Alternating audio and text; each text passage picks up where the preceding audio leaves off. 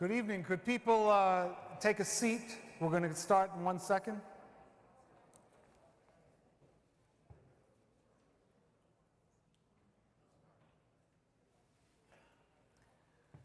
Good evening. My name is Bill Fletcher. I hope you liked the soundtrack that we just were playing. It's John Coltrane, Giant Steps. Welcome to the CBTU Town Hall.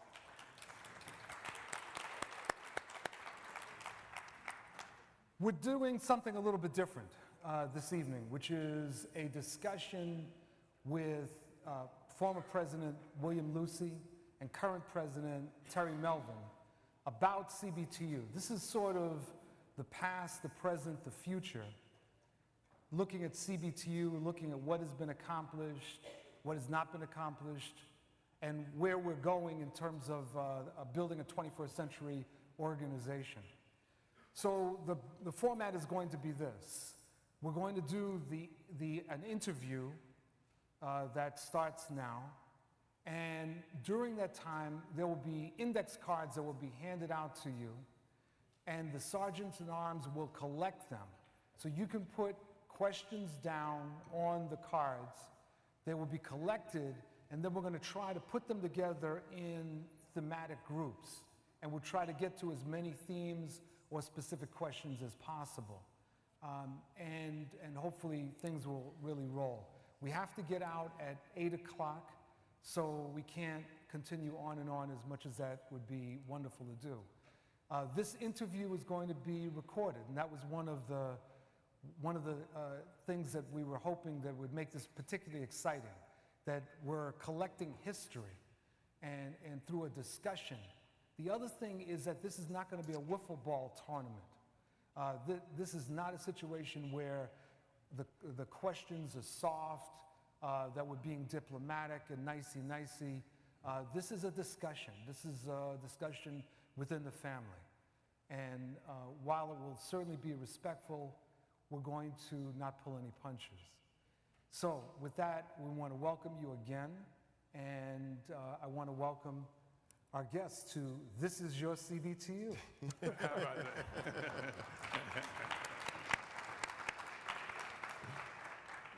So I want to start with a question for you, Bill. Actually, before I do, I have to do a little introduction, and I apologize for that. Bill had suggested, actually, that we provide some historical background and to save some time. And I was thinking about how to frame that. In 1972, in the midst of a very heated and contentious election, the National AFL-CIO made a decision that shocked many people. And that decision was that they were not going to endorse either Richard Nixon or George McGovern. And this decision was a stunner because the AFL-CIO had been known for making endorsements. At that point, in this critical election, a group of black trade unionists decided that silence was not permissible, that something needed to be done. And a gathering was pulled together in that year in which what came to be known as the Coalition of Black Trade Unionists gathered together. And this was very, very important because at stake in that election, in addition to things like the Vietnam War, there was the question of economic development, there was a question of race, Nixon's Southern strategy and the implications that had unfolded since 1968. There was much at stake, and this group felt that it was unacceptable that the union movement would sit back and say nothing. A year later, in 1973, the Coalition of Black Trade Unionists was formally organized, and William Lucey was nominated and accepted the presidency of the organization. And the organization was, I believe at that time, there were about 1,500 delegates, 12 to 1,500? 1,300 in Chicago. Delegates that were there who gave up, to a great extent, their own time to convene on Memorial Day weekend. And it was at a point when many unions weren't giving any time. It hadn't been won by the members, and people had to make sacrifices, and they did. And that organization is the one that each of you have inherited and which needs to be built into the 21st century. So with that, Bill, knowing what you know now, when you think back to 1973, what would you have done differently? What are 2 or 3 things that you would have done differently? Well, Bill, let me say first, we didn't have a whole lot of time to plan on a broad strategy. We were trying to build an organization that would reflect the interests of black and minority workers. If we had it to do over again, I think we would have given some thought to how do we, based on the history that was among us, how do we prepare young folks and women for roles of leadership and the kind of organization that we were trying to think through and build. It was a risky proposition because not only was the issue of putting forth an independent thought with regard to some of the big issues that were going on, how do we prepare for this to last for a long time? So if we were going to do something different, I'd have a plan in my pocket for how we maintain leadership roles, shared leadership, diverse leadership, to share the key issues that were affecting the workforce and workplace at that time, and how to speak truth to power and minimize the risk in doing that.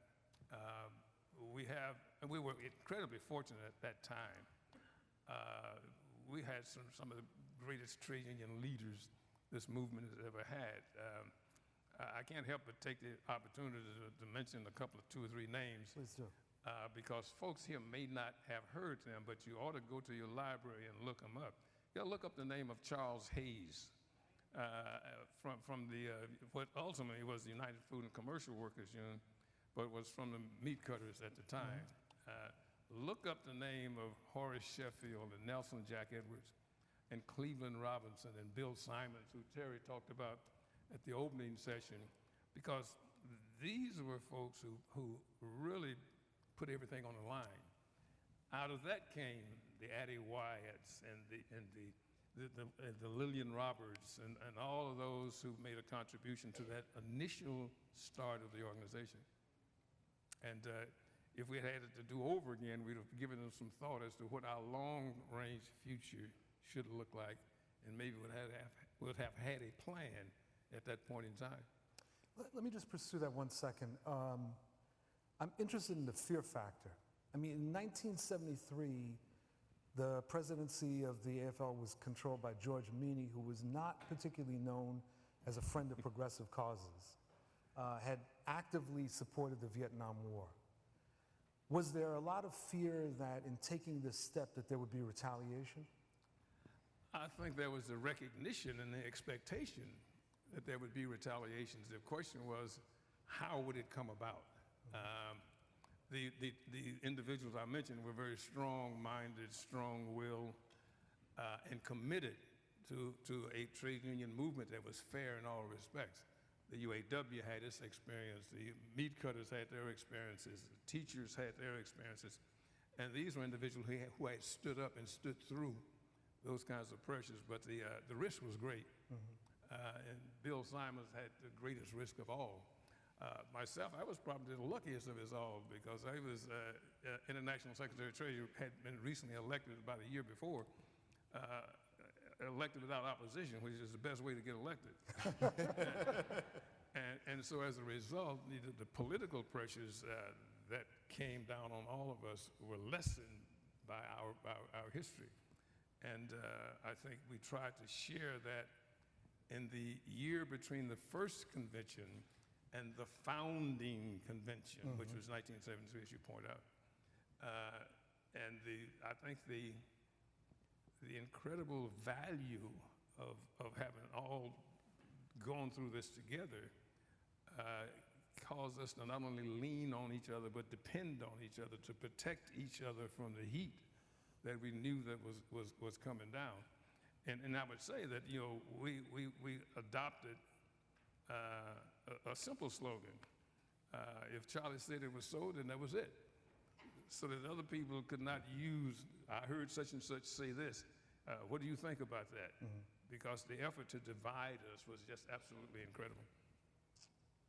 Terry, knowing what you know now, why'd you run to be president of CBTU?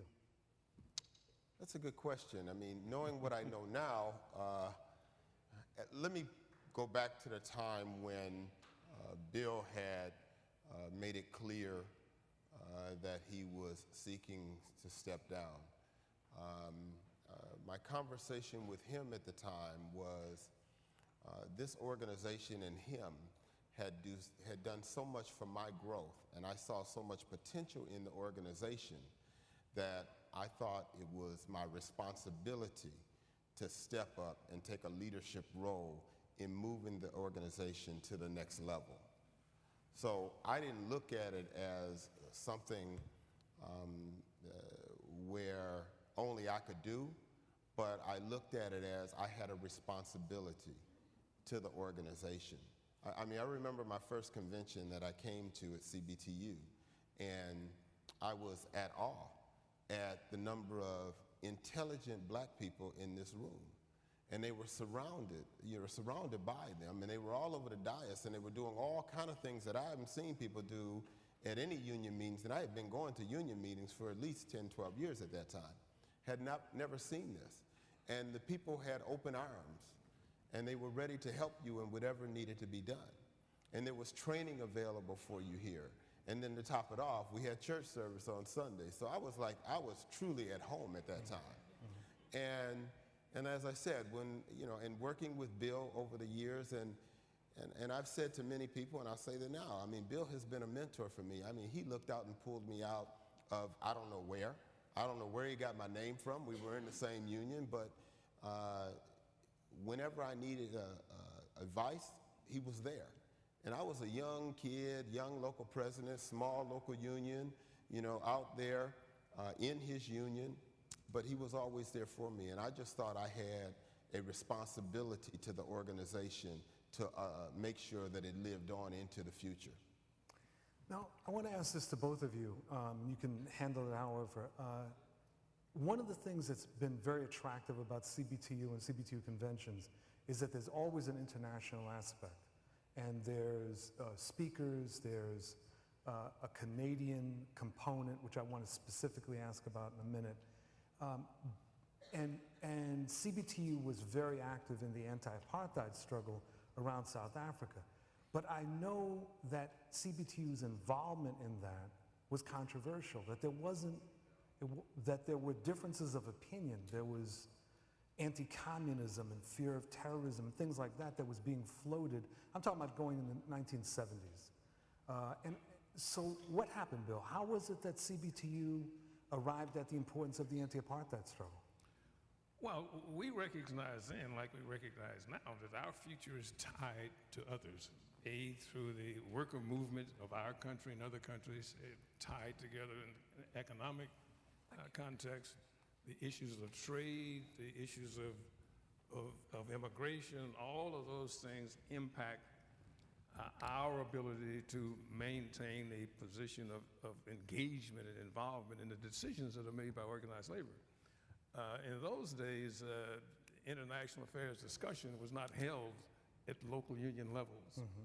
They were by and large held at the federation level. And so there was no great knowledge of the conditions of workers in countries outside of our own. And we thought that if we were going to be a meaningful contributor to the dialogue, we needed to understand that. And early on, the delegates to our convention raised the question, what's going down in Brazil? What are those brothers like? What's happening in Cuba? What's taking place in Kenya? And so we took an interest in making sure we at least were knowledgeable about these situations. And it's clear that international affairs is a matter of incredible interest and importance to African American workers and poor workers in general. And so we took on the responsibility of trying to raise the level of awareness among CBTU members of these items. So we naturally flowed into the discussion and the deep discussion of apartheid in South Africa and the impact of that across the world. When we took on the South African struggle, ours was a much larger issue. We wanted to change the G7 to the G8. How about Nelson Mandela sitting at the G7 summit as the 8th member, and the implications of that across the globe? That was bad stuff. But at the time that CBTU really engaged in this anti-apartheid movement, or started at least, there were forces within the labor movement that had a very different view. I mean, up until John Sweeney was elected, there was still quite a prevalence of anti-communism. There were efforts that were carried out by the National AFL-CIO to split the South African trade union movement, but that didn't affect CBTU. CBTU stood with the movement. Bill, we just didn't believe that we would have the impact and input into the American labor movement unless those movements were movements of substance. And we have forever advocated that we build coalitions outside of CBTU with organizations that were outside. As an example, Trans-Africa became the spearhead of the anti-apartheid movement with reach that went far beyond just the CBTU and just the labor movement. And it's true today, we still need to be a force in helping to build trade union movements in other countries that have the ability to represent the interests of workers in those countries. We took on the issue of building a presence in Brazil, building a presence among Cuban workers, not getting into the debate of whether their system is a good system or bad system, but workers are entitled to the right to be represented no matter what the government system is. And that's been a common tenet. I don't know if Harold Rogers have constantly been able to monitor different nations and the conditions of different workers. And we have as a tenet of our existence the recognition that we need to be engaged on behalf of workers across the globe. Terry, how do we make international affairs more relevant to the membership of CBTU? Every year there are panel discussions on international affairs. I was thinking about this panel, very powerful panel, I think it was 2 years ago, on Colombia. Yet, a lot of people were in the halls. And so there's a sense that there's some sort of disconnect between what's up on the stage and where people are at. How do we bridge that? Well, the programs at the convention, not just the international program, but the programs at the convention, what we try to do as CBTU is to speak to all of labor. We speak to all of labor issues here in the United States as well as global issues. Now, I understand that everybody is not interested in all the issues. There's some that's interested only in transportation. There's some only want to hear about education. There's some that are very interested in what's happening in South Africa and Brazil and Mexico and Cuba. There are some people that are very interested in that, and those are the ones that we need to tap in.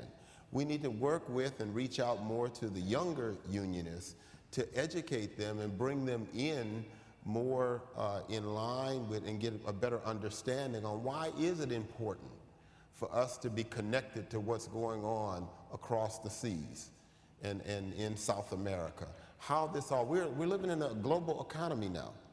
And if we don't really tie this together, if we don't package this together to educate our young folks, our young unionists that are coming along, then we will be divided, which is what the elite want to do, and we will start sinking instead of rising.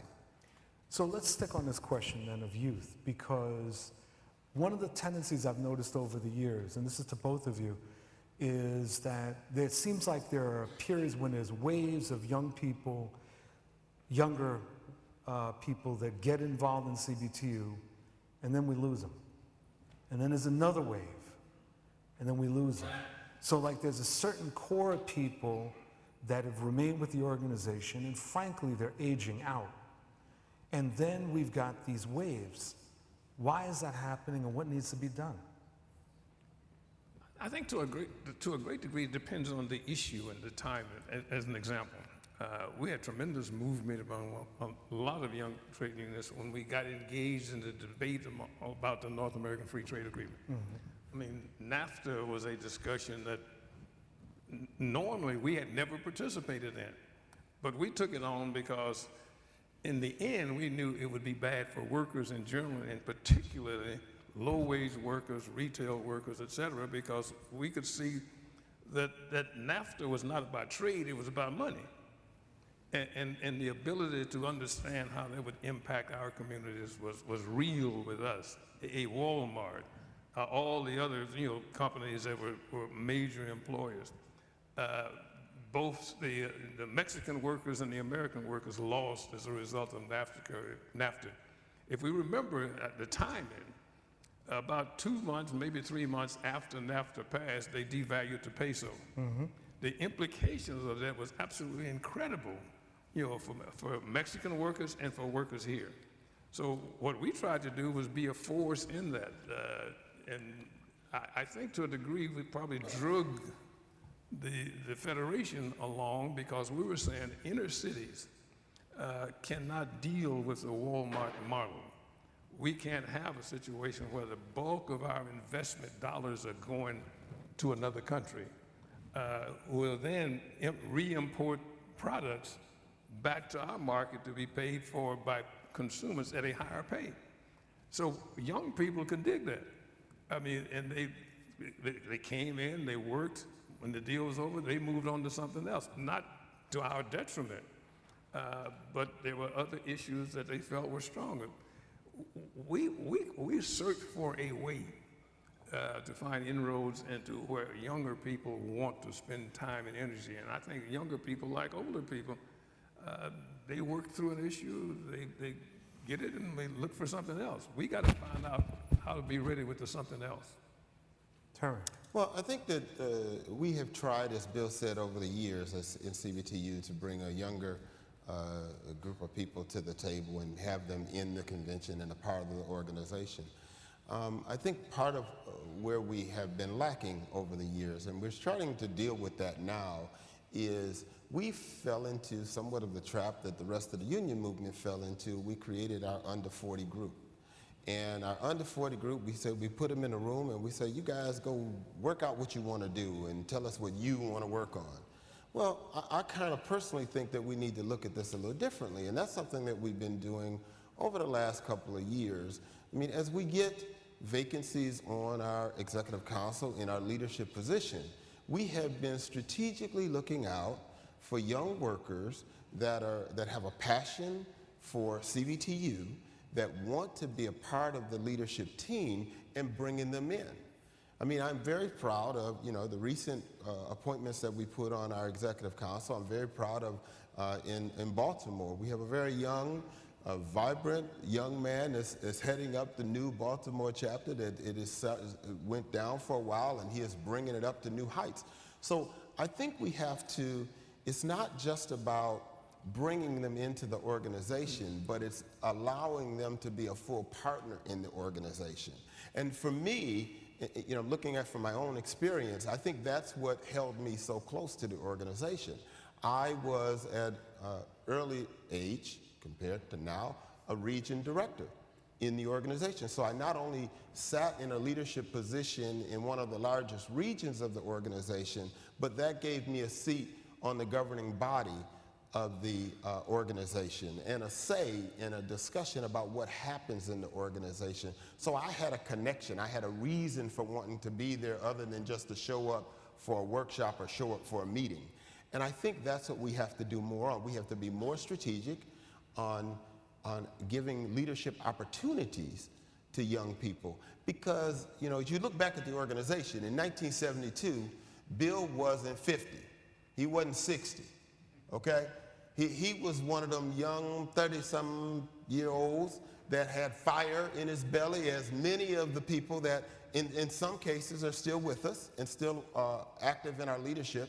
They had the fire and the ability to do it. We need to tap into those same 20 and 30-year-olds in 2017 and forward and bring them in to give us the life that we need going forward as an organization. But are there certain cultural or organizational changes that need to take place in the way that the organization functions? I mean, in other words, when CBTU was founded, as you said, I mean, it wasn't founded by old people. And there was a certain kind of camaraderie that existed among you and other people that were the founders. That's very hard to replicate. So as people age, and they get used to each other and each other's ways of talking, and et cetera, it becomes harder to bring other people in. So what do you do? What do you think needs to be done to change the way the organization functions so that it is comfortable for younger people? Because you know, in the labor movement, we have this real problem that one of the things that younger people hear is, that's not the way we do it here, right? Which ends up being the decisive way to get rid of young people. So what do we do? Well, first of all, here, we don't have the problem of keeping folks out. We're looking for anybody who wants to come in because there's work that can be done all over the place. We see our role as a bridge between the trade union movement and the communities that we live in. Now, I have to confess, you know, at 83, I ain't up on the language of the millennials and the young folks. I'll tell you right away, I don't understand what you're talking about. But let's find a way that we can solve this problem of no stop sign at the corner. Mm-hmm. Let's see if we can solve this problem of a liquor store on every corner. To do that, then we got to understand the dynamics of our community. What happens through politics is what affects the quality of our lives. And if you want to work on community issues, then let's make our connection with our community churches, I mean, in a meaningful way, so that whatever your passion is, I mean, there's a problem in the community waiting for that to be worked on. And I think how we have really made space, you know, for people who want to work, not people who just want to complain. Because we got a complaint room, and you get put in there if that's all you come to do is complain. We want people who see this movement as a catalyst for all the other things that need to be done in our community, so that the movement itself, as you gain skills and commitment, you move up not only in your local union, but in the broader union movement. We have had more young people move up into new and different positions since we have given them a platform to demonstrate their skills and their capacity. That's what we got to keep doing.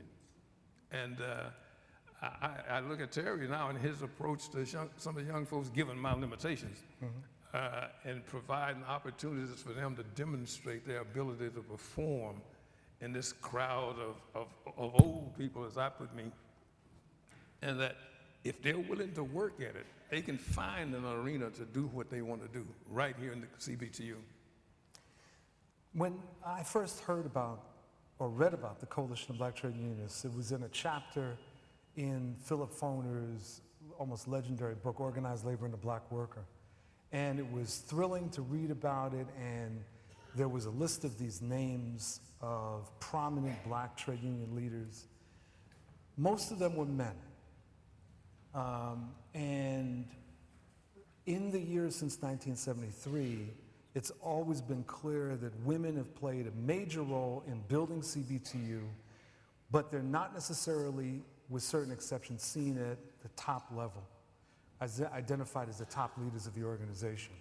And I wanted to ask you a couple of things. One, starting with you, Bill, how have you seen that issue of the role of women in CBTU? How has it changed since 1973? I mean, there were people like, we were talking before we started about Geraldine Johnson out of the Bay Area, and Addie Wyatt and others that were leaders in their own right. How did that role change, and what do you see as part of the outstanding agenda? And then I want to turn to you on the same question, Terry.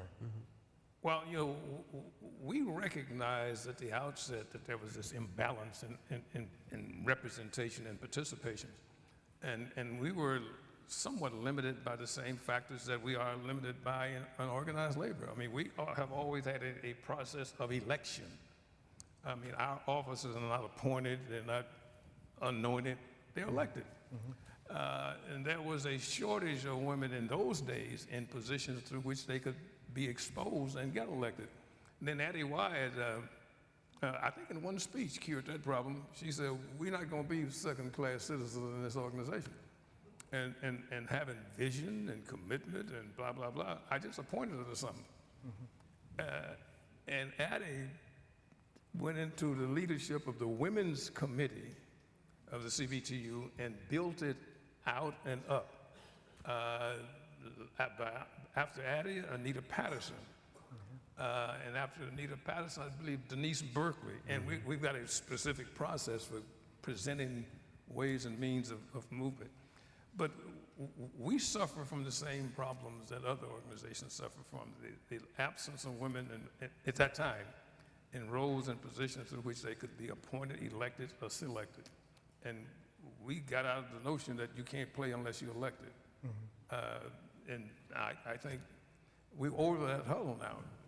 Terry's not got the opportunity to do. Well, what do we have to do, Terry? Well, what we've done over the last few years is in dealing with the National Executive Council, we have made some adjustments where we're about 48% of our Executive Council are women.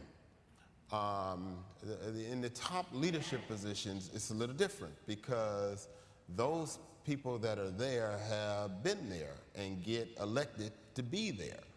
And the only way we're going to change that is by election, as Bill said. I mean, where we can make minor changes, we do that. And we have been very open to, as I said earlier, to the delegates when I gave my speech. I know if it was not for the women of CBTU, we wouldn't be here today. So I respect that of them.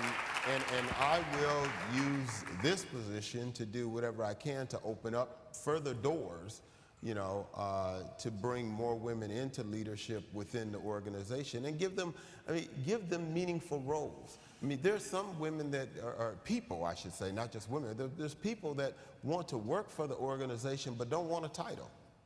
Just give me the work to do. I mean, there's many people like that in the organization. People have come up to me in the organization and said just that. I don't want a title, I just want to work. And I try my best to give them something to do so that they're a part of the organization and want to stay there. But we're looking strategically at that as the time goes on, and as we can make adjustments, we are making adjustments. We're making adjustments in the issue of diversity as a whole. When you look at one of the things that many folks complained about as I was coming up in CBTU is some of us in the corner when Bill wasn't around.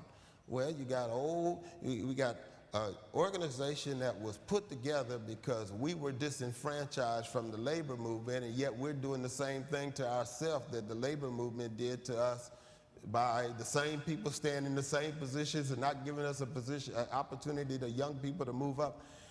And it's been my goal to do what I can to break those barriers down, for young people to bring them in, for women to bring those in, for different diversities to come into the organization to play an active role in the organization. Let me just make this point. CBTU has been almost what we would call a preparation ground to give folks an opportunity to show their capabilities, give them an opportunity to run meetings, give them an opportunity to develop policy, give them opportunity to participate in their own organizations based on their training that they've gotten in this environment.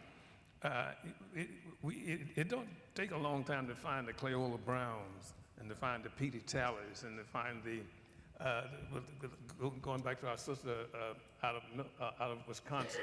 I mean, the women who have come through the CBTU, who have moved on and into substantial positions, are incredible. And they're doing fantastic jobs where they are.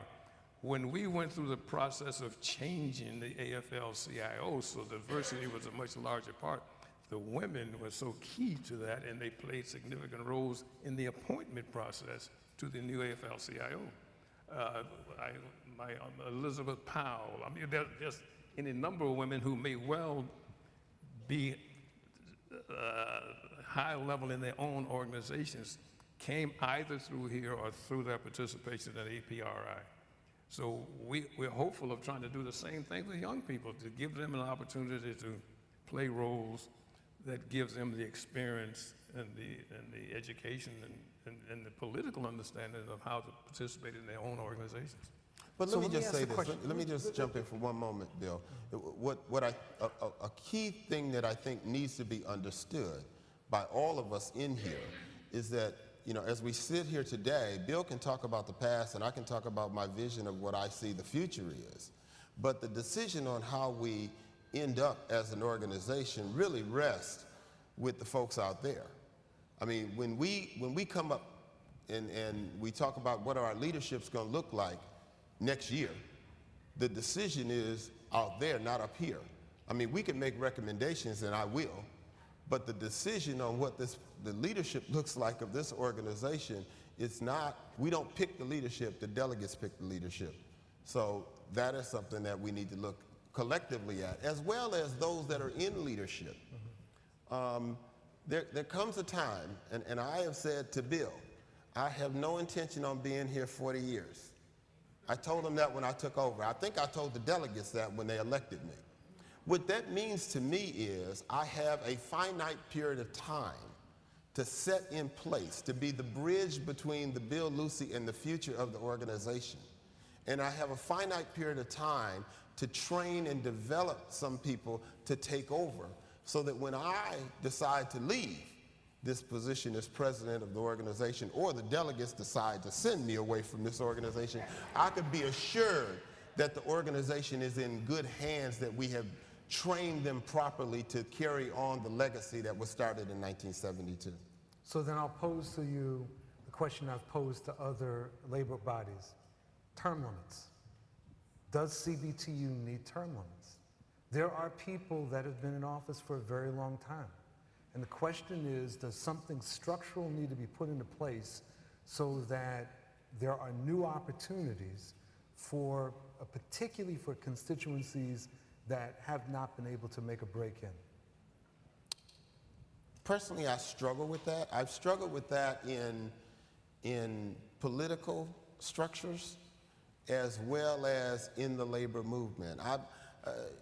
And I do that because in the labor movement, I have seen leaders stay 20 years beyond when they should have been in leadership position. I've seen that. However, I think the responsibility, as I said, in reflecting upon CBTU, that responsibility really ain't with the leaders that want to stay. That's with the members that let them stay. And the members have to stand up. When you see somebody is senile, when you see somebody has turned the overall interest of the union or the movement into self-interest, and you continue to elect them, then you're responsible.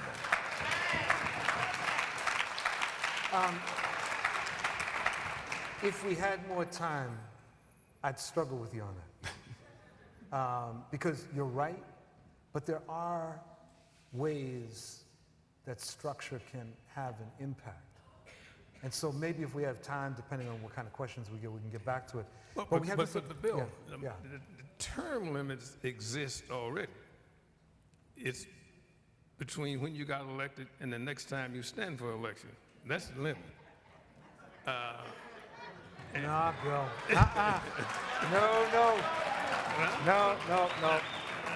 No, sorry. I hear you, but No.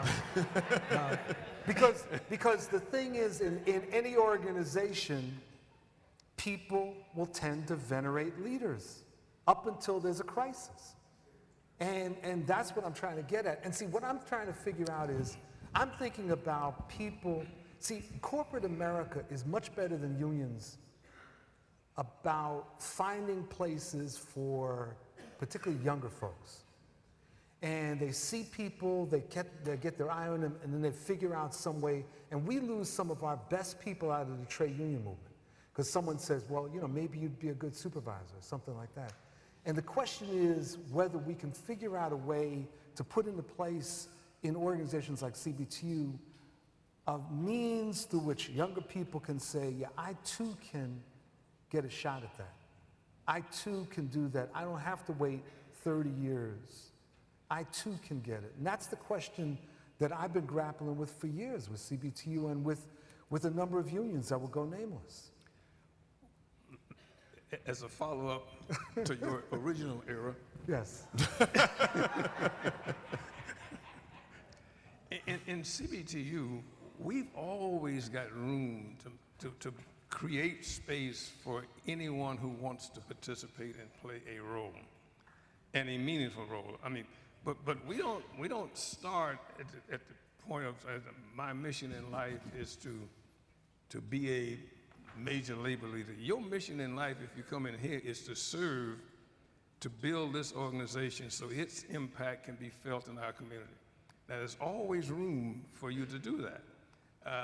When I got elected in 1972,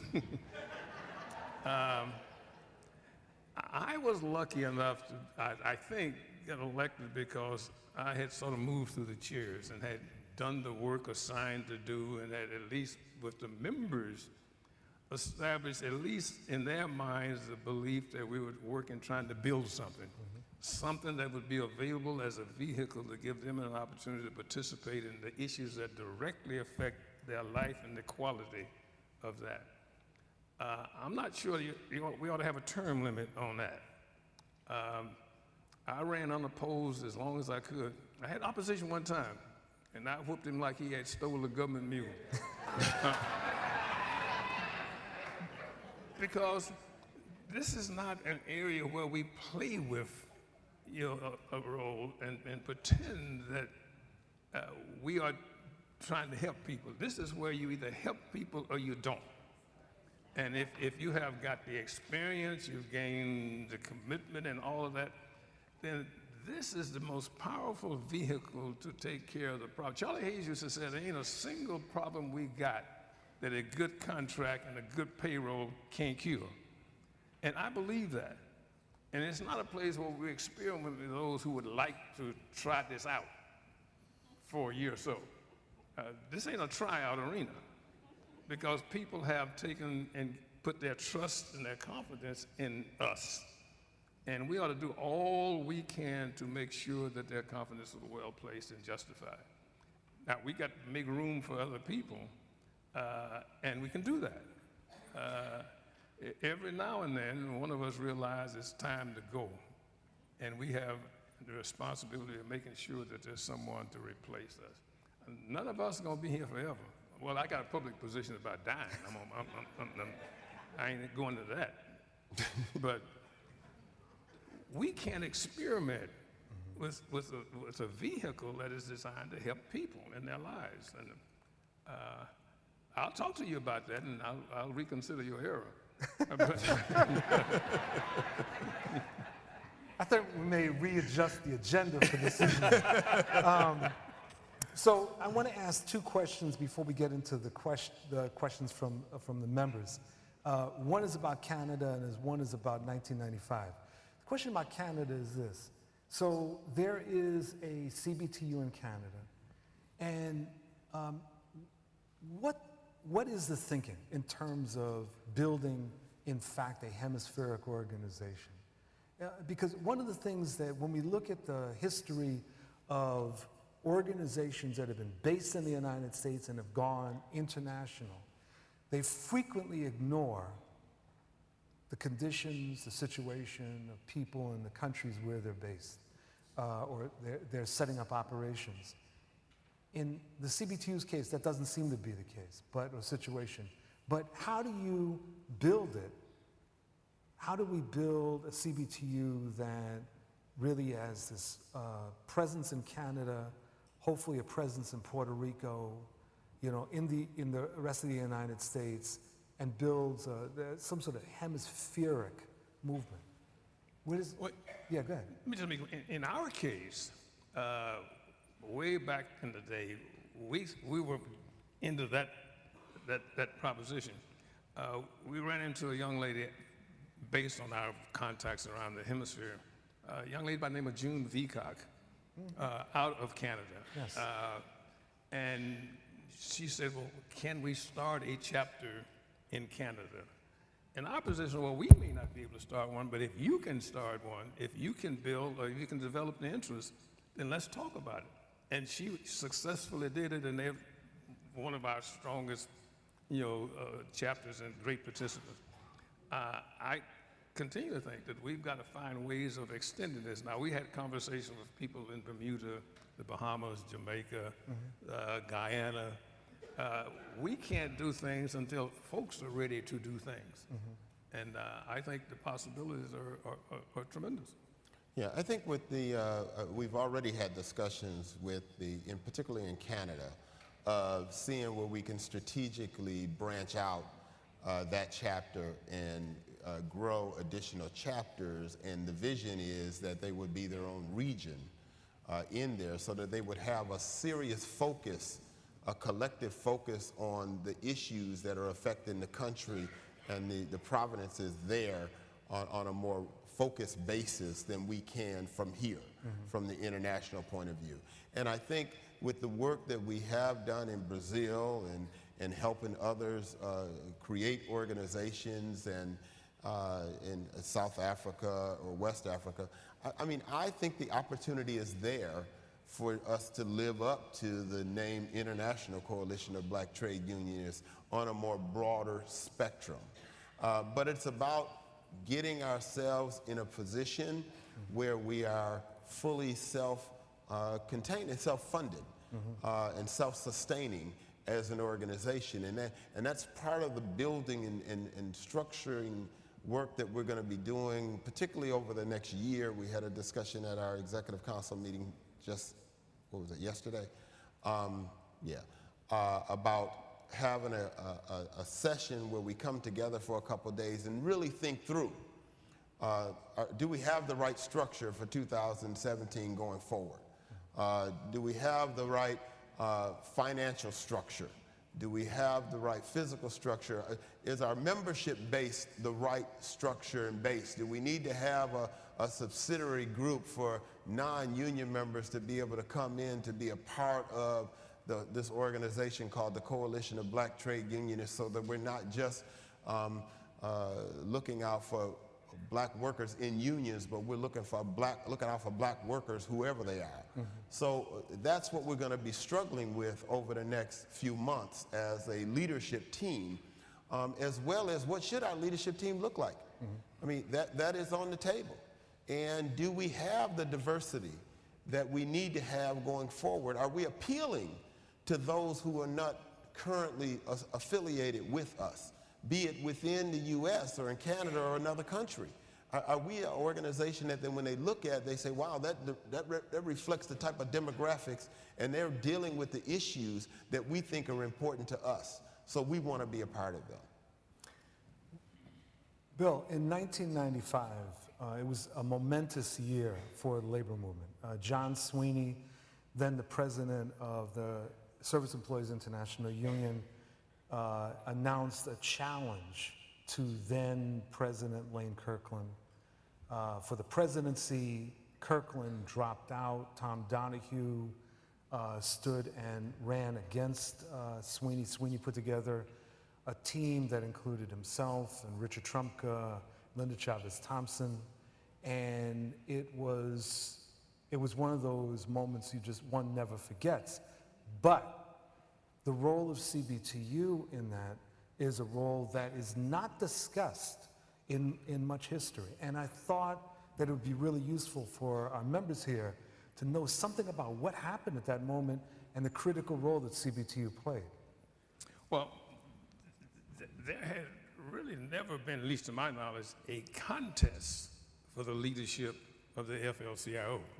There had always been arrangements made, but there never a direct contest. And with that contest, it gave us an opportunity to have something to say about who ultimately might be elected. We did the same thing we've always been. We took a look at our numbers and figured out how we could affect the voting that would come out of our unions and who they might be voting for.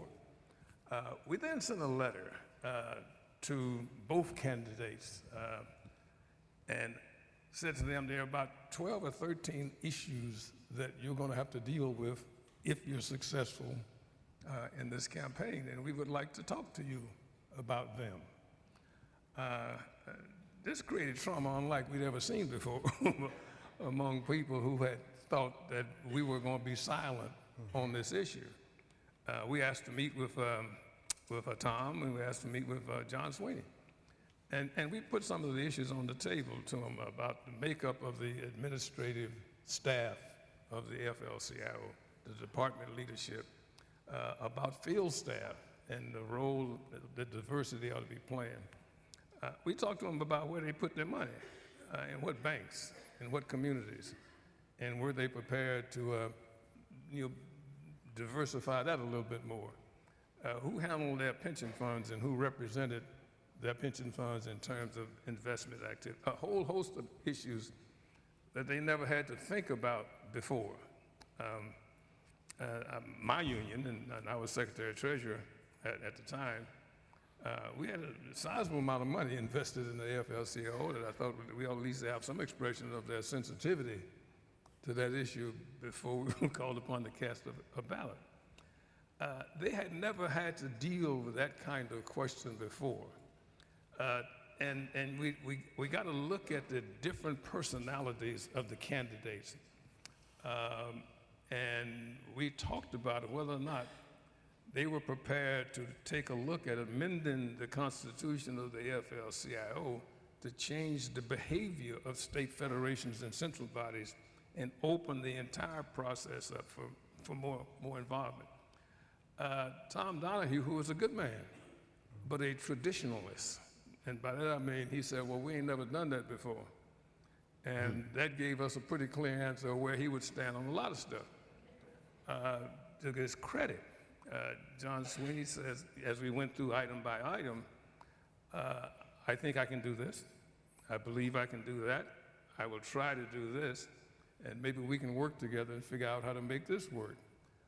I can't say we can change the Constitution by my election, but we will work on it to create inclusion. John Sweeney's stock went up. You know, we met with him twice, perhaps 3 times. And I can't say he agreed to every issue, but he never turned down any. And on that basis, we proceeded to do a number of things. In 1995, his team won.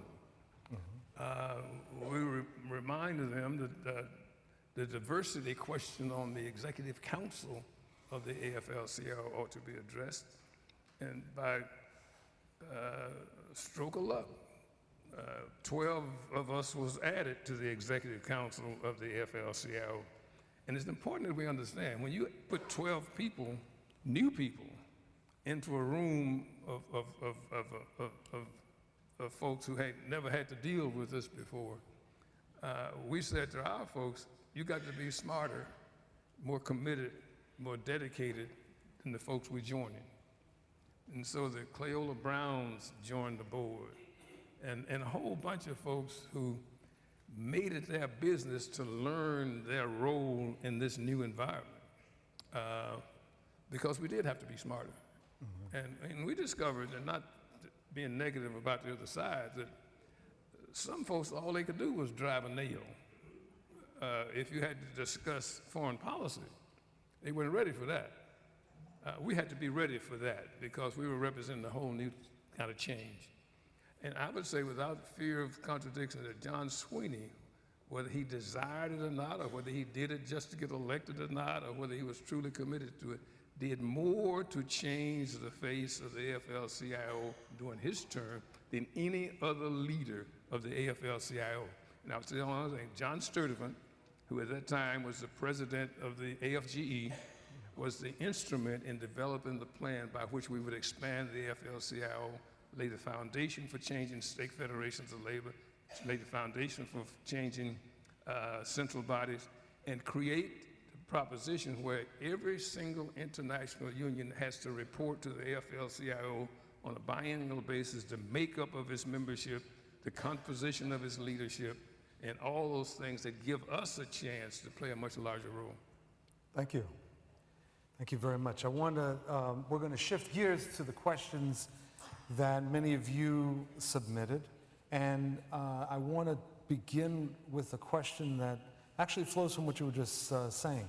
Someone asked, since the history of CBTU was born due to counter purposes to the AFL-CIO, has CBTU become too comfortable going along with the AFL-CIO's direction? Well, I would say that CBTU, I have made it my driving force to continue the legacy of CBTU. As we are going through some difficult times now, the AFL reshifting resources and redesigning its organization, we have held steadfast as an organization to speak up and speak against what we thought was not in our best interest. And we have worked very cooperatively with the other constituency groups to pull them together to be on one accord working on these issues. But we have held firm that it is the role of the labor movement to be a part of the entire social justice movement, and they cannot throw away that part of their operation. We have been very vocal on the issue of the Civil, Women's, and Human Rights Department being shifted and downgraded, if you will, within the organization, that the functions of that department must be inculcated into the entire operation, and we must ensure that we have people in those positions that are going to make sure that happens. So we have been very forceful.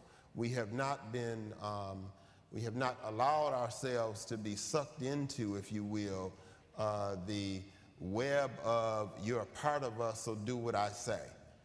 We've been very vocal that we are an independent organization. We're going to remain an independent organization no matter what you say or what you do. You can either get along with us or we're going to go along and do our own thing. So how should CBTU relate to some of the current struggles that are going on in AFL-CIO? I mean, we have a situation where Donald Trump won the electoral vote because of a legacy of slavery. And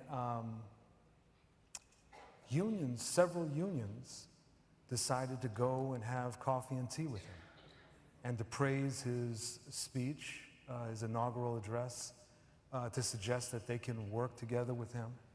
And there was even a very controversial interview that was done by Richard Trumka on Fox Business, I believe, where he suggested that labor could find certain terms to work with Trump. Where does CBTU fit in all this? Well, we've been clear. Our position has been clear when it came to the first time we heard that President Trumka had met with President 45, and he had, I mean, we were clear that something should have come out from the AFL-CIO saying, what the hell, excuse me, what was that meeting about? I mean, labor had a right to know. I think that the head of the labor movement should meet with the president, whoever that is. However, we have a right as labor to know what you talked about. I mean, did you go in there and have coffee and talk about his stocks, or how we were going to help him get what he wanted? Or did you go in and demand that workers' rights be paramount in the agenda of the administration? We were very vocal about that did not happen, and it should have happened. Well, I was thinking, Bill, when this happened, this recent meeting, it reminded me of the split in '72, where you had some parts of organized labor that thought that there could be peace in our time with Richard Nixon. Well, first, let's be clear on what the AFL-CIO is and is not. Okay. The AFL-CIO is not a membership organization. It is an organization of organizations. And as a result, every individual organization's got its own agenda. And the power centers in the AFL-CIO, whether it be the building trades or the industrial unions or the public sector, they got their interests. The Federation cannot dictate their behavior. And as a result, you've got different interests. And let me be honest and open with you, the Federation, the major unions that contribute to its support, the major unions don't need it. The unions that need it can't afford it. So there's got to be a coming together of the agendas and the politics of the individual unions that give direction to Mr. Trump and the Secretary of Treasury and other officers in the context of what they push. We are faced with an incredible dilemma. We need jobs. There are some unions that will give their life's blood to a job program anywhere, building trades. And they got every right and responsibility to fight for their members. There are tugs and pulls between the building trades and the public sector.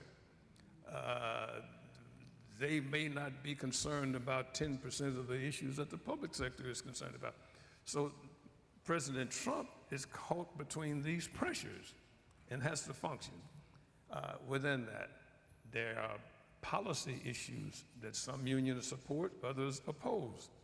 And I'm not sure what this last White House meeting was about, and I agree with Terry, that the movement needs to know what the issues are. But it's a long time before we get to the point where we can dictate what the Federation does on behalf of workers of color. Part of our responsibility and need is to build an organization so there are no meetings taking place that we ain't included in the room. I mean, that's what we got to do. And until we do that, are we going to be forever getting what somebody told us took place in the room? And I simply think that we've got to continue to build, continue to make progress, and not get mired in the, well, I'm mad at Trump, therefore. Trump may well be the best thing ever happened to us if we play our cards right. Can I repeat that? Mm-hmm. It may well be the best thing if we play our cards right. The people who want to join a union are black people, brown people, real poor white people, women, immigrants. That's who wants to join. We got to find a way to bring them in and get them in so we can build this diverse coalition that we need bigger and bigger and bigger so that we become the power that moves the agenda in the AFL-CIO. There's a question here that builds off of something that you had raised earlier, and the person asking it was saying, shouldn't there be permanent executive board positions in each central labor council so that we don't have competition between the constituency groups? At least that's the way I understand it. Well, the program we worked out is that in state federations that are large enough, there should be a seat for every constituent organization. All you're required to do is fill out your papers, pay your $50, and you are affiliated. Now, our problem is, do we participate? Does your constituency group see its responsibility as participating in state feds or central bodies? The Constitution is amended to provide for that. I mean, part of the changes that came about in all of this was the right to sit in and participate in the policies that is formulated by your organization. And I have to say this at the risk of getting thrown out the room. Where are we at as constituency groups when the meeting of the central bodies take place? Are we And have we someone designated to be there for us? Do we work to make the changes that are necessary? Do we pay our $50 and then we sit there legitimately with the right to vote on issues that we're doing? Those are things that we've got to get our chapters squared away to do. Same for APRI, same for CLU, same for LACLA, and all of the groups. If we can find ways of accommodating, then we can help make a lot of policy at those levels. Now, the reality is, if you've got a small central body that ain't got but 5 seats, they're not going to give us 4 of them. Does that sound real? So we've got to reach accommodations among ourselves as to how we share what leadership spots we're entitled to. The AFL-CIO gives us the right to affiliate with central bodies and state federations. And all we got to do is follow the process. Well, let me just step in. Go, 'cause please. There's a slight correction on that. The rules governing give us a right to have, it says in the rules governing that, and this is of the AFL-CIO for state feds and CLCs, that they must give diversity seats. They must give at least a diversity seat for the constituency groups. It is not, some give 1 for each group, some give 2 seats, some give no seats. Now, we have actually within the last week had a meeting, and this is all the constituency groups, with President Trump, and this issue did come up about how do we address this to be consistent. We've got a set of rules that they send out and say people are supposed to follow, but they don't necessarily follow. And this is even in areas where we have chapters, viable chapters, that want to play, that want to be a part, that they're being iced out. I mean, we've got some large state federations that don't have diversity seats in them. There's no reason for them not to have them other than they don't want them. So this is something that we as a collective LCCA group have went to the president of AFL-CIO and said this is something that has to be addressed. And he's committed to sit down with us and figure out how we can address it. There are a couple of questions that were raised about when you decided to step back from being the president, Bill, and let me just pose them. So at what point did you feel it was time for you to step down? And the second question is, was Terry the only candidate to succeed you, and specifically, were there any women that were considered? On the first question, I think we started in 1973. I decided to step down in 1974. No, I think it came to me, and it wasn't just a short time, that I just really had been there too long, had really stayed beyond the time that was reasonable. We had a couple of considerations when we think about replacing leadership. Leadership is not 100% a popularity contest. You really got to, bring something to the table, and you got to have something that you can deliver. So we spent a lot of time talking about this as a leadership. You know, who do we look for? What's the criteria? And then how do we move the game? Because we don't dictate ultimately what happens. All we can do is present someone to the leadership and speak to their capacities to lead the organization. We think that, at least we thought, that whoever was going to take up the leadership, they couldn't have joined 30 days ago. I mean, they had to have some status in the organization, have some respect, and have contributed something, and can lead leaders. We don't have any weak-kneed leaders on the executive council. Everybody's got an opinion about something. So we've got to have somebody who can deal with that. Secondly, we've got to have somebody who's been tested, you know, who has really been through the fire and ready and willing to go through some more on behalf of the organization. And after a year or so, or maybe 2 years, I think it was, we just said, okay, we're ready to do this. And we did what we hope we will continue to do, and that's talk to people out there who have to make this decision and share with them what we think is in the best interest of the organization. And Terry was heads and shoulders, not above anybody, but he had the criteria, had been tested, was committed to the organization and willing to take on the challenge.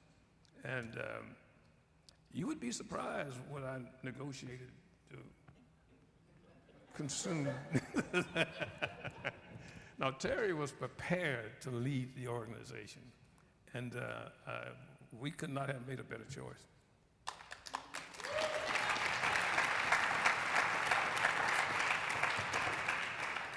Terry, the couple of questions here that about younger folks, and one is, what leadership roles do you think young people should take on within chapters, and what are some things that you would suggest the chapter leaders do to bring younger people to the chapters?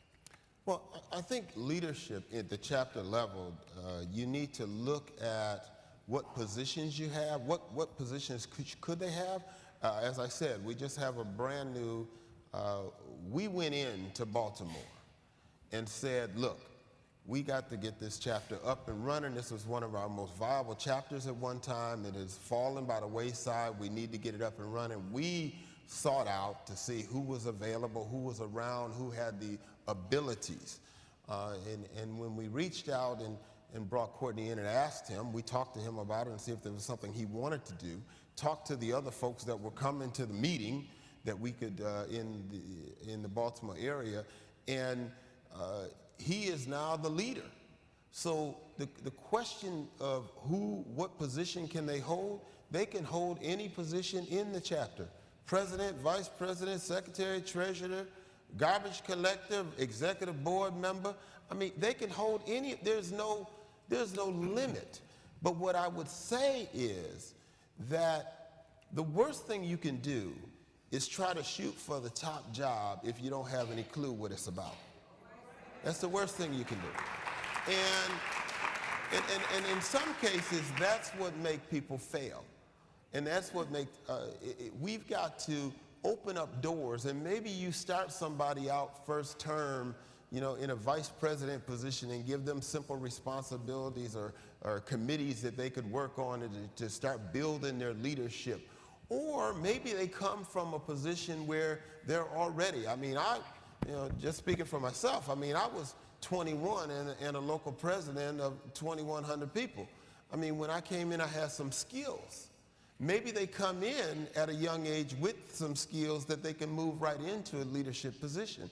We've got to look at the individual, look at the skill sets of the individual, and then move them in where they can be the most effective for the organization and where they feel comfortable. I don't want to set anyone up, no matter how young or old they are, to fail. And I don't want to set the organization up to fail. So it's open. There's a sort of related question about the way that the organization functions, and specifically about smaller chapters. How do they get a greater voice in the organization? And also, how should people expect to be able to relate to you as the president of the organization? Can they reach out to you? Can they expect to hear back from you? I mean, what's the process? Let me start out with, how do people reach me? People from all over this country, members from all over this country seem to be able to find me. I'm at the, I mean, they call Sharice, my administrative assistant at the New York State AFL-CIO, and I will tell them wherever I am across the country, don't ask me to be anywhere or do anything, call her, because she keeps my schedule. But people do pick up the phone and call. And when they call, when a member calls, and I get the call, I call them back. You know, you don't have to be a chapter president, you don't have to be an executive board member for me to call you back. If you took the time to call me, I'm going to find the time to call you back and find out what your issue is and figure out a way to deal with it. There's a question here that I'm going to pose to both of you, because I appreciate someone raising this, because I know this has been whispered for years, but I've never heard it raised. That while CBTU is open to all, it has a clear Christian orientation. And the question is, there's two parts to this question. One is, what role does religion play in CBTU? But also, what about those of us that are not Christian, that are Muslim, Jewish, Hindu, whatever? Is this our home? Yeah, I believe CBTU is a home for everyone. As I said this morning, I'm unapologetically black, I'm unapologetically a man, and I'm unapologetically a Christian. But because I am who I am, and I believe in what I believe in, that means that does not mean that you don't have a right in this house. We're one family in here. No matter who's in here, we have black, white, brown in CBTU. We have Christian, Jews, we have Muslims in CBTU. We have atheists in CBTU. So do you have a place? Yes, you have a place. You may not want to come to the Sunday morning worship service, but you have a place in the policy setting and the direction of this organization. We are open to whoever comes into this organization. Bill? Years ago, and I have to make a 1968 analysis, we were on strike in Memphis, Tennessee. 1,300 workers who had never confronted anything like this in their life. And we were trying to provide leadership, trying to provide strategies, trying to build the organization, develop strength for the organization. If not for the church, and whether that's Baptists, Methodists, AMEs, UMEs, CMEs, Church of God in Christ, Kojic, whoever, the synagogues, the mosques, we'd be on strike now. Mm-hmm. So they came to our aid then, our in the sense of the American Federation of State, County, and Municipal Employees. And what we recognize that there's glue that holds certain organizations together, that gives people a sense of this is my umbrella. Mm-hmm. So we started the Sunday morning services. And we've had everybody you can think of who was available to come and talk to us on Sunday morning and participate in church service with us. Anybody who believes that workers have the right to be represented by an organization and are committed to that, they got a home here. I don't care what faith they adhere to, they can find a home here. And hopefully, as long as we exist, it'll be open. And it'll be free to folks to participate in whatever faith they choose. I want to shift gears for a second.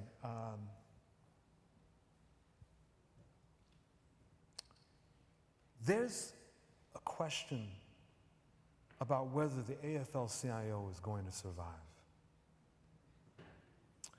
And I don't know whether people are conscious of how fragile the situation is. Sharp differences over the environment, sharp differences over whether to collaborate with Trump or to take him on. Sharp differences as to whether or not what unions need to do is essentially establish fortifications and hunker down and hope that things are going to get better. And in this, Bill, you were saying earlier that many of the big unions don't need or don't feel that they need a National Labor Federation. So my question to both of you is, do we need one? And if so, what should it be doing that it's not doing now? And where does CBTU fit in on all that? I think that there's clearly a need for a combined collective labor movement. And I believe it should be a complete combined collective labor movement. Is there going to be a time when unions are going to disagree on policy? Are there going to be times when unions are going to disagree on direction? Yes. As human beings, I love my wife, 27 years. I don't agree with her all the time. Most of the time she thinks I'm wrong, but that's okay. But There's going to be times when even family disagree. But do we need the collective voice that is working for collective worker rights throughout this nation and trying to build up workers' rights? Yes. And where should CBTU be? Right in the center of it. We should be in the center of it to make sure black and brown folks' voice is being heard in every fabric of our labor movement, from the ground level all the way up to the national. We've got to be there, and we've got to be a part of that. So I think truly there's a need for a collective movement, and there is a need for a coalition of black trade unionists. Now, I will go further to say our role should be expanded, because we need to speak and deal with the issues of non-unionized black workers, because somebody got to speak for them. And I take offense to the fact that some people think that we ought to allow people who don't want to organize people like us to say who our members can be. So, Bill, let's go back to 2005. I want to build off of what Terry was saying. In 2005, a group of unions split the AFL-CIO, and they claimed that they had a recipe for the future of organized labor. Things didn't quite work out that way, but we're living with the legacy of that split. Well, part of the difficulty is, like I said before, every individual union got its own constitution that governs its policy process. And there were those who thought things could be done differently, could be done cheaper. There were areas that some did not want to participate in, which was their individual right to do. The era of that we're still feeling, and we'll overcome that. I think, and to expand on what Terry says, the basic definition of the role of organized labor has been traditionally to represent workers on wages, hours, and conditions of employment. That's been essentially it. And that might have been great back in 1928, but this is a new era that requires us to think differently, I think, about the role of organized labor. So I would say, in addition to wages, hours, and working conditions, it's got to take on some of the social justice and social issues that confront our communities, that confront our society. I think we've got to find a way so that when an employer, plant, whatever, comes into a community and wants to organize the workers, labor is just a little bit lower on the totem pole than undertakers and used car salesmen. We've got to figure out a way to make labor the champion of workers.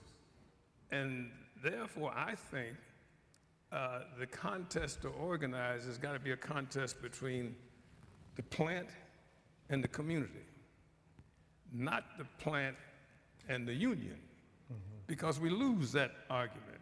I mean, when a community benefits from a new contract, everybody in the community benefits from it. Therefore, everybody in the community ought to be engaged in the battle to bring the union in. Rich folks, they don't have these hang-ups about, how diverse is my company. They don't get into these big arguments about, whether, brown workers are taking white workers' jobs or black, but that's silly. I mean, if we want to improve the quality of our lives, then we've got to enlarge the pie and put more in the pie so that everybody can benefit from the contest. We have to create an environment where workers understand that somebody got their back when they want to organize. I mean, the labor laws are not fair, nor will they be fair. So what we got to do is build a movement that is willing to do the outreach. We're not short on people who want to be organized. We had an unorganized worker meeting. Everybody who wants to be organized come to the meeting. They showed up. Then we brought some union leaders into the meeting. And then we discovered something, and fair to say it. Some person with a 300-member local union, been 300 members for the last 10 years, they don't want 250 new members. Right. Why not? Because that changes the balance of power at that level. We got to get out of that mentality. I mean, every worker who works for a paycheck is entitled to be represented, and we got to get our unions to the point where they organize everything that's warm. Organize every worker who wants to be organized. I mean, whether or not the AFL-CIO will survive. The question is, what would be the structure and what would be its responsibility? So, and let me also be equally honest. As the size drops down, our size grows. Because it's not us that's leaving the AFL-CIO. It's other folks who are leaving because they don't see the value of it any longer. The AFL-CIO is our vehicle to a better life. Always has been, always will be. One of the members poses the question about, and I think it flows from this, what can you point to that CBTU has done that you feel has uplifted black communities? Well, let me think of which one. Well, I'll tell you what. We think of the Obamacare, right? If we said to you that the fellow who held the first discussion on national health care in the black community was Oliver Montgomery, first discussion of national health care that would bring everybody into the healthcare system was Oliver Montgomery, staff economist with the United Steelworkers Union and a member of the CBTU. If we raise the question of how have we benefited communities in terms of economic development? I mean, we've worked to help develop something called the Congressional Black Caucus. 53 members. Now, a lot of them wouldn't have gotten elected unless they'd been able to put together the mechanism to help them in their districts. Most of them come from districts that are not majority black districts, and Willie Baker will talk about it, maybe he has already. The way they get elected is not only through the CBTU, but using our outreach with other organizations that we're part of to build a political support for them. Now, we can get every black vote in the labor movement and lose by a landslide. We can get every vote out of the labor movement and lose by a landslide. Our value is how we build broader coalitions to bring about the political changes at community level that help people get elected. Our problem winds up historically being taking a vacation right after election day, or figuring, well, we got a friend elected, therefore we can stay home. Our responsibility is keeping those who we got elected accountable to those who elected them. A fellow told me one time, after we had just got him elected, well, I got to represent everybody. Well, everybody didn't elect you. We elected you. Represent us. That's simple. That's simple. Terry, the same question. Yeah, I would think that most of the work that we have done, in addition to what Bill talked about in the building up, is the education piece, educating black people in black communities about how the issues around them truly affect them. Because as a general proposition, if not educated, young folks, medium-aged folks, they just don't think this politics has anything to do with it. They don't get the connection until it's all over TV, that I'm losing my health care because the wrong person got elected. I'm losing my education funding because the wrong person got elected. And it's our responsibility, and that's what we try to do every day, is to educate people in the black community to understand the connection between the issues. How does one thing affect another? And as Bill Simon said earlier on the tape, everything is politics. And they've got to understand that everything, whoever you elect is going to affect you in some way or another. And it is our responsibility and role to educate them on how they make the connection on what's going to affect them and how it's going to affect them. And I truly believe that if we did a 12-month-a-year education program in all of our chapters the way we want to get to be, then when it comes time for election, we don't have to do a whole lot of work. Because if we've educated people on the issues and made the connections, then they ain't crazy. They can say if candidate A is going to take my health care and candidate B going to make sure I got it. Candidate A going to take away my education and candidate B is going to make sure I got it. If we can do that and clearly lay that out, the right people will get elected. But we keep doing the same thing. We practice insanity every year. Every year we practice the same insanity. And this is not just us, but it is the movement, the progressive movement as a whole. We finish an election, as Bill said, we go home for a little while, we rest for a little. We might even call a politician that we got in 3-4 months later. But we do nothing else until 2-3 months before the election. We don't hold them accountable. We don't go back to the community and tell them what they are not doing for them. And then come time for the election, we want to go wake up folks, shake them, and say, you need to vote for Sam. Why? What has Sam done for me? Now, we got to try to bring out a list of things, but that ain't what I wanted. You know, so our role is to educate our people. And I think we got to take a more leadership role in that. Can I make one point, Bill? Go for it. There was a time, most of us, are supporters of the Democratic Party. There may be a Republican here and there, but by and large, we were supporters of the Democratic Party. But we were not present at the party conventions. Those of us who may have been lucky enough to be brought by your union, it was clear how you was going to vote.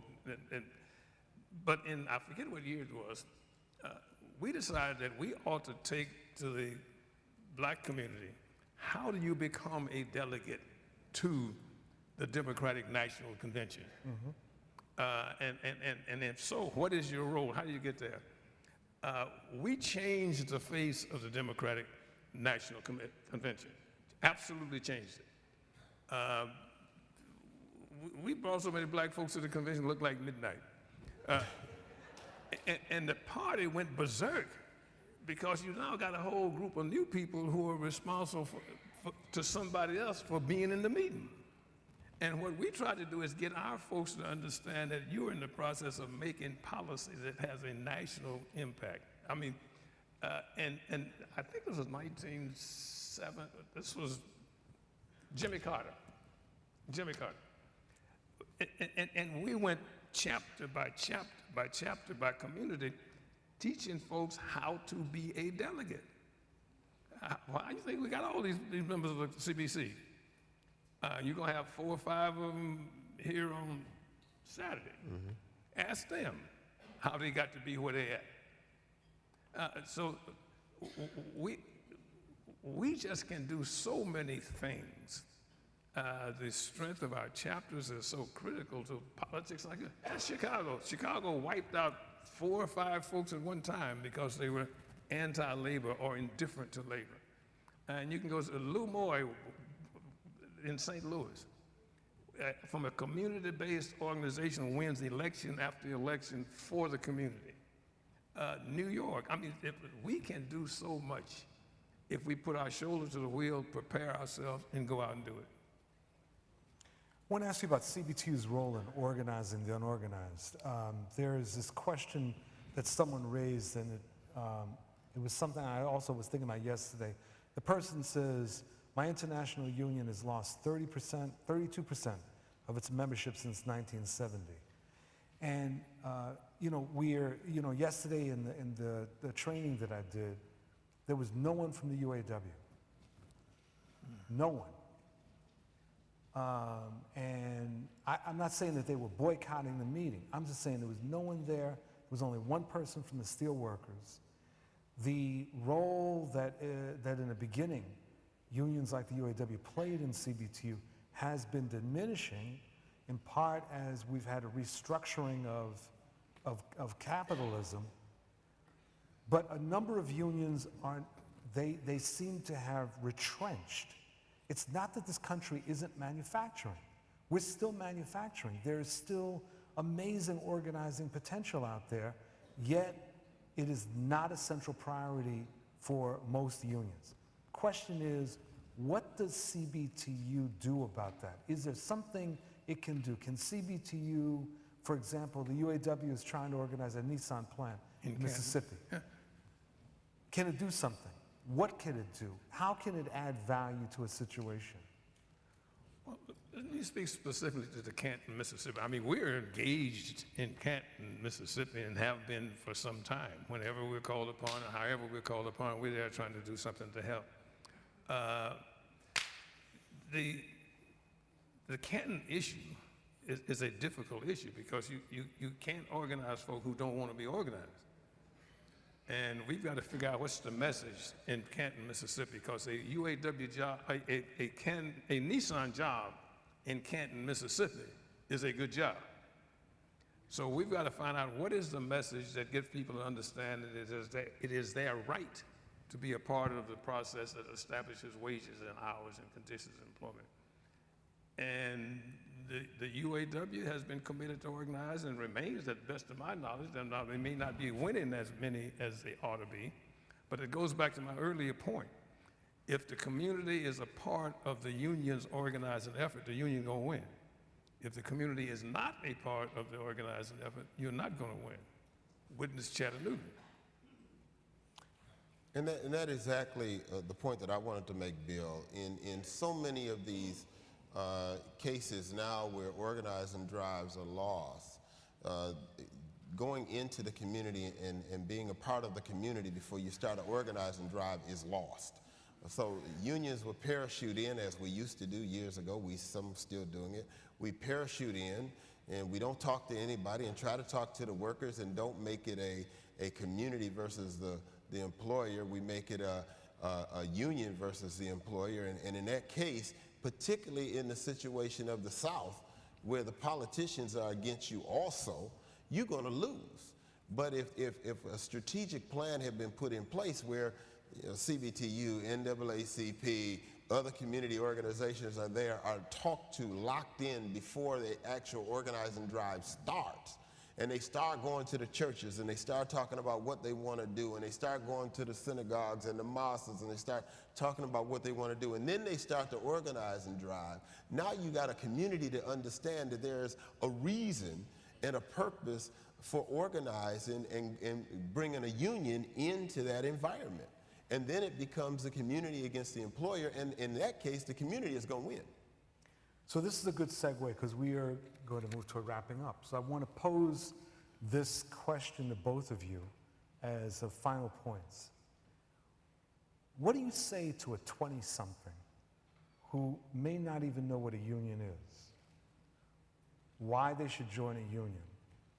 And part two, why should they look to CBTU as an instrument for black freedom and for economic justice? So I want to ask both of you that. Well, for a 20-year-old, we have to first convince them, particularly those who are on a job, that the employer didn't create this good job, whatever it is. I mean, they don't get this salary, they don't get these benefits, they don't get this if the unions did not exist. And whether their job is unionized or not, the wages are set by the negotiations that have taken place somewhere else and just affected them. And that absent the union, they are not going to have a voice in what happens beyond that. Secondly, workplaces ought to be democratic. Workers ought to have something to say about the conditions under which they work. And if there's a reason to join the union, participate in the union, is helping the union be strong enough to effectively represent worker issues. Now, young folks, for reasons that defy logic, think they're going to live forever. Whatever happens to their quality of life is going to come as a result of their work. And if you want decent working conditions, I have never known an employer yet who either pays a worker what they was worth and entitled to, or gave them something that somebody else didn't already have. So the role of the union is to provide them with a vehicle through which they can participate in the decisions that affect their work life. And I think young folks are bright enough to understand that there's a better opportunity for them with a union than looking at the jobs that are not unionized and what they pay. And in our case, I've forgotten the date at this point, but 20 to 25% more in wages and benefits for unionized black workers than non-union black workers. My numbers may be a little bit off, but there is what is the union advantage for minority workers, no question about it. I think that what I have done in talking to younger workers over the last few years is clearly point out the difference between the union and the non-union job. Point out the benefits of being in a union versus the non-benefits, if you will, of being in a non-union job. Point out the difference of having a say, being able to walk in and have a say in your job to your supervisor and not have to worry about being fired summarily because you spoke up against something that was done wrong to you. If you have a union, you can do that. If you don't, they can just dismiss you because they don't like the way you walked in that day. In many cases, there is that. So if you explain to them the history of the benefits, if you explain to them how we got the 40-hour work week, if you explain to them how they got these holidays and how they got these sick days, and show them where many jobs that don't have a union, you call in sick, you don't get paid. You can be legitimately sick and you're not going to get paid. You get sick too much and you're not going to have a job. So you just explain the difference to them, and and they can get it. But you've got to take the time. You've got to take the time and sit down with them. And then the other question about, is there a place for them here? There is truly a place for them at CBTU, and we can play a pivotal role in helping them not only grow within their own movement, within the CBTU, but grow within their own union and be able to take leadership roles in their own union. Brothers and sisters, join me in thanking William Lucy and Terry Melvin for this evening.